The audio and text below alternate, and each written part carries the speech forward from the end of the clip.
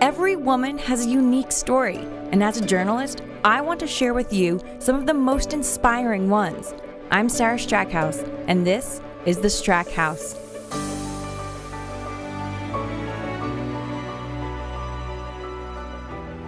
Welcome back. Thanks so much for joining us. I'm so excited to introduce you to our next guest. She is a fitness competitor and natural bikini pro, Alexandra Rigia. Thank you so much for joining us.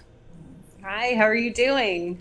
Good, good. Well, I'm so excited to kind of hear your story, talking a little bit about how you worked your way up to the top, up to center stage to really bring home some big prizes. Can you talk to us a little bit about that journey and how you got into becoming a bikini pro in the first place?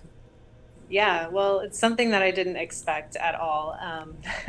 I started competing when I was 21 years old. Just did it just because I was looking for something that was competitive. And having been a gymnast for most of my life, and after college, I felt like I needed something, right? So I ended up in the bodybuilding industry, and I've loved it ever since. I took 5 years off, though, after I think it was 6 shows that I did. I took 5 years off, came back just to, I had that itch again to get back into it, and trained myself and went through a 12-week prep and competed in a natural organization. I kind of shifted from the NPC world and shifted over to the natural side. So the natural organizations, basically what they're doing is drug testing. So you're not taking any kind of performance enhancing drugs or anything like that. They do polygraphs and they do urine tests. And so, yeah, I shifted over to that side, came back, and I won my pro card at that show. And the rest has kind of been history. I've done a total now of 16 shows, and absolutely love the sport and grateful that now I have the opportunity to give back. Tell me a little bit about what it's like now, like you said, giving back and being able to help others. What are some of the struggles that come along with entering these competitions, and in what ways you're able to kind of talk to some of these newcomers? Yeah, well, I think that when I first started competing, social media didn't exist, and now it does. And I think that, especially in the fitness world, you see a lot on Instagram, and people paint a beautiful picture about competing and the prep, and it's fun, and it's fun to get shredded. It's cool, see your body change and so forth. But it's a tough sport, and you sometimes really don't know what you're getting into. Making sacrifices, not being able to attend, certain events, maybe with your friends or family, or even work events because, you're in the gym training 2 times a day, or, you just can't go and put yourself in that situation around certain food to be tempted. Just everybody's different, right? Having done this for a while, I can put myself in that situation and be fine, but someone that's new, maybe not. But Right. I will say that the greatest thing about this sport is when you overcome that helps you to grow, and you grow as an individual. So although there are some things that maybe are kind of the dark side of the sport, right? Still, the person that you grow into throughout a prep, it's incredible because you're proving to yourself that you can achieve anything that you set your mind to.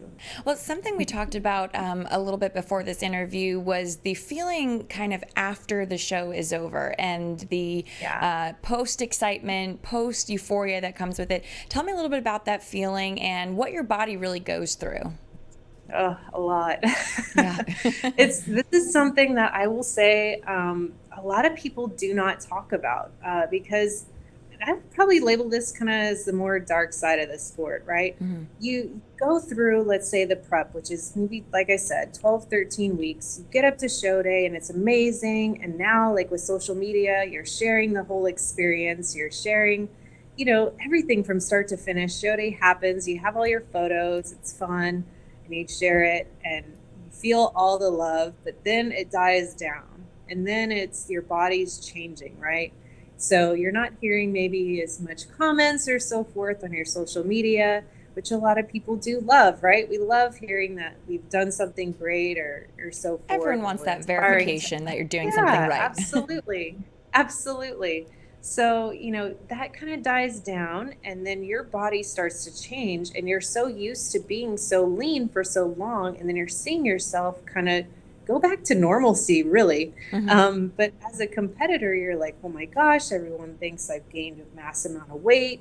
I have nothing under control anymore. Like, what Hmm. happened to her? All these things go through your mind, and maybe it's more for women than men. I'm not sure if men experience this, Yeah. but yeah, it's a little bit of you're insecure and you're not comfortable in your skin now and who you are. So that's really the dark side, and that can also kind of also maybe tweak your hormones a little bit too. That some people don't realize that getting at such a low body fat percent for women is not something that we can or really should maintain. Hmm. We do need a healthy body fat percent to have our hormones be stable. And when you get super low for so long, and you're in a caloric deficit for so long and overtraining, 2 times a day, whatever it may be, that takes a toll on your body. So afterwards, when you try to go back to normal, it can be a challenge. Well, what advice do you have for women who are going through this, maybe for the first time, or maybe it's their eighth time and they're still kind of struggling through that after show feeling?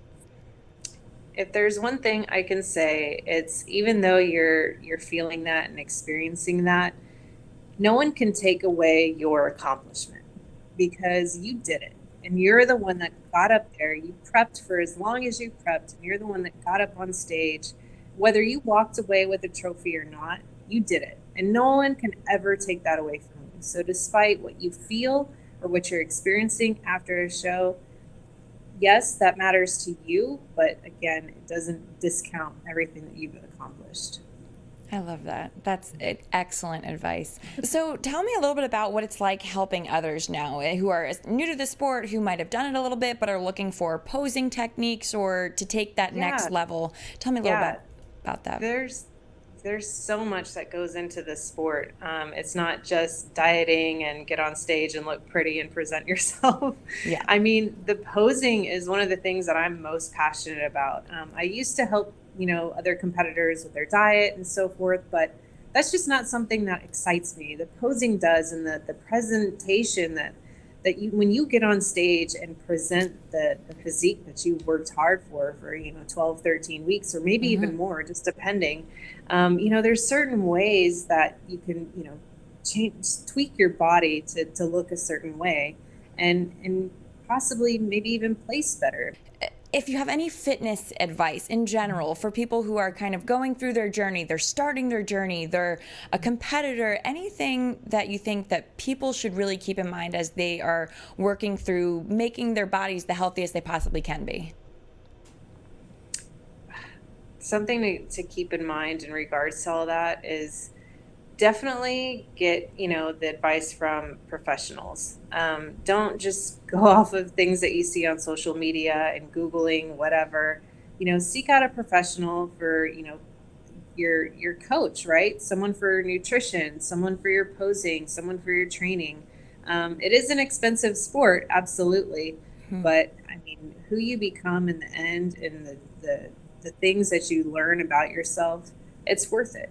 And on top of that, I think that any sport that someone is involved in, whether it's something that you did during your childhood, or you are involved in bodybuilding, or you're a marathoner, CrossFit, whatever it may be, that's something that really translates over into other aspects of your life. So, my work and who I am and the level of discipline that I have and determination to achieve certain things, it translates over. And, just who you are, um, I don't know, just like I said, the person that you become through sports. I mean, it's really is just, it translates to every part of your life.